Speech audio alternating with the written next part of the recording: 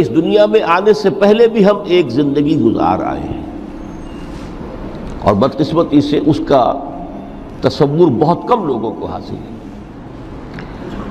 اور عہد حاضر کے جو ریشنلسٹ قسم کے عقلیت زدہ میں کہتا ہوں انہیں، یا عقلیت گزیدہ، عقلیت سے ڈسے ہوئے لوگ، وہ ان چیزوں سے اباع کرتے ہیں، دور بھاگتے ہیں۔ ہماری پہلی تخلیق ہوئی تھی عالم ارواح میں، الارواح جنود مجندہ، لشکروں کے لشکر تھے۔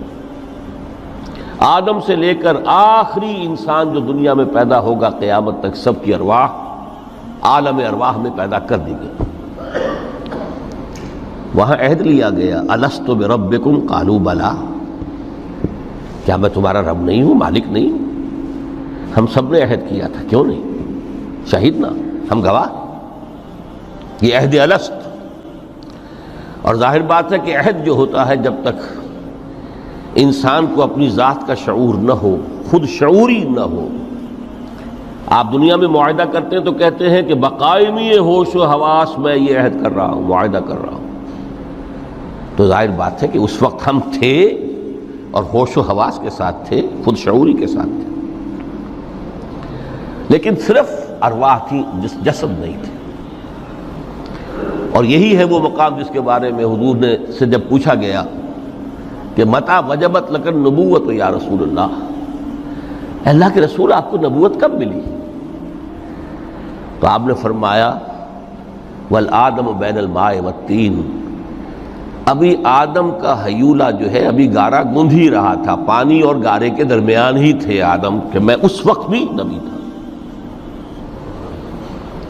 عالم خلق کا ابھی آغاز نہیں ہوا، ابھی عالم ارواح میں بھی جو تمام ارواح ہیں وہ اپنی امتیازی شان کے ساتھ ہیں۔ روح محمدی صلی اللہ علیہ وسلم، جس سے اگر نور محمدی کہیں تو غلط نہیں ہے، اس لیے کہ ارواح کا جو مادہ تخلیق ہے وہ نور ہے، جیسے فرشتوں کا مادہ تخلیق نور ہے۔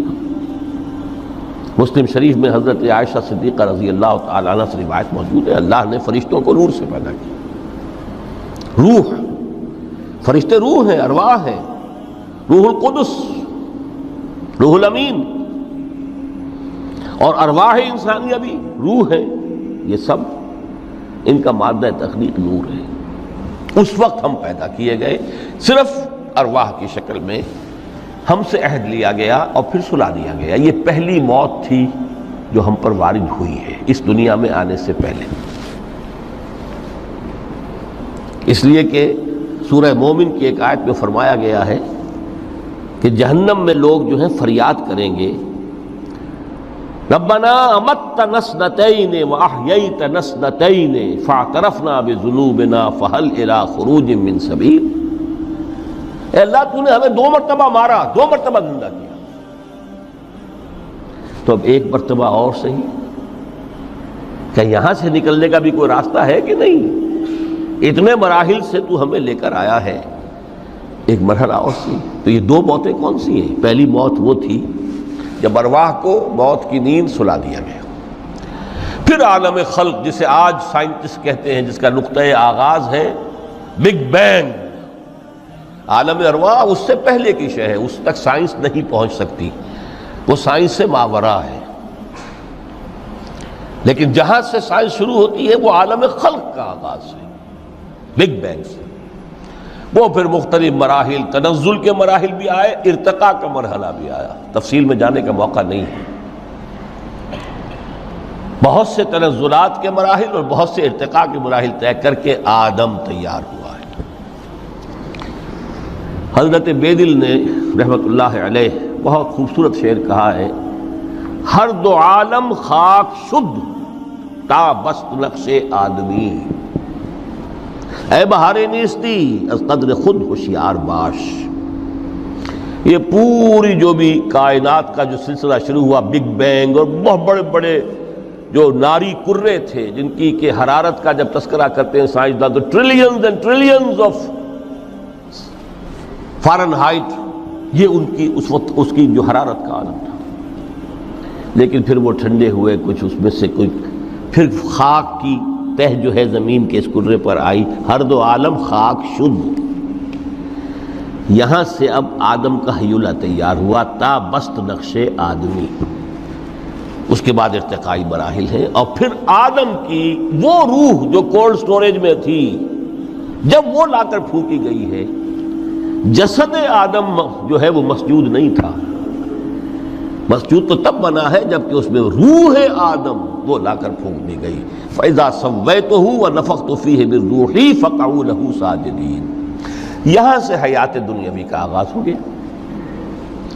پھر وہ سلسلہ تناسل ہے، آدم اور حوا کی نسل میں سے ہر بچہ 4 ماہ کے بعد جب اس کا ایک ہیولہ رحم مادر میں تیار ہو جاتا ہے، حدیث ہے متفق علیہ عبداللہ ابن مسعود سے رضی اللہ تعالی عنہ، اور جس کے اندر آغاز میں وہ کہتے ہیں کہ حضور نے ہمیں یہ بتایا وَهُوَ الصادق المصدوق، دیکھنا تم کہیں شک میں نہ پڑ جانا، محمد کون ہے؟ الصادق المصدوق، جو سچے ہیں، جن کی سچائی کی اللہ گواہی دیتا ہے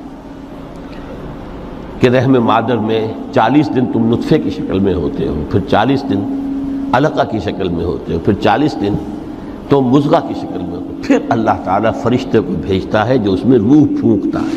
وہی عمل جو آدم کے جسد ہیولہ کے ساتھ ہوا تھا، ہر ابن آدم اور بنت آدم کے لیے وہی عمل ہے کہ جو رحم مادر میں 4 مہینے کے بعد دہرایا جاتا ہے۔ یہاں سے حیات دنیاوی شروع ہوئی، پھر موت، یہ دوسری موت ہے۔ اب پہلی موت تو وہ تھی، لیکن دوسری موت یہاں سیپریشن ہو جائے گی۔ جو زمین سے آیا تھا تخلیقی مادہ، وہ جسم میں گیا، جسم زمین میں گیا، گل سڑ کر ختم ہوا۔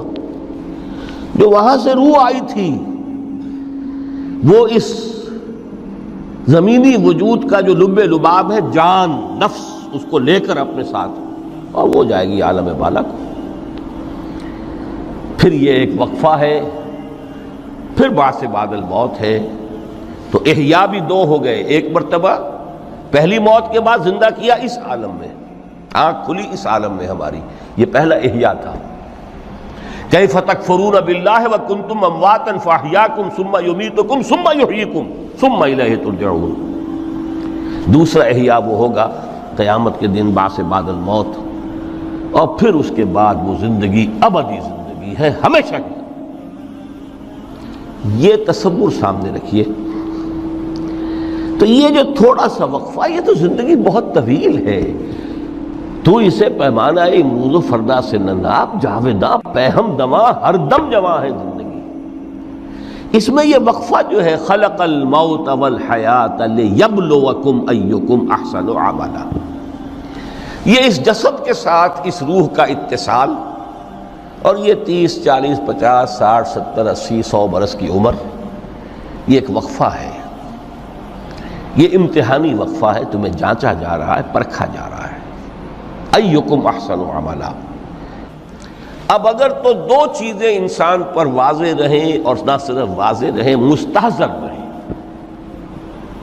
واضح تو ہو جاتی ہے ایک چیز، پھر آدمی بھول جاتا ہے، تو کوئی فائدہ نہیں دیتا اس کے۔ مستحضر، ایک یہ کہ اصل زندگی آخرت کی زندگی ہے، طویل ہے۔ بل توثرون الحیات الدنیا والآخرۃ خیر وابقیٰ، کلا بل تحبون العاجلہ وتذرون الآخرہ، تم اس عاجلہ کو پسند کرتے ہو، اس دنیا کی زندگی کو تم ترجیح دیتے ہو، جبکہ آخرت ہے جو باقی رہنے والی ہے، ابدی۔ اگر تو یہ معلوم ہو، جیسا کہ سورہ عنکبوت کی آیت کے حوالے سے میں نے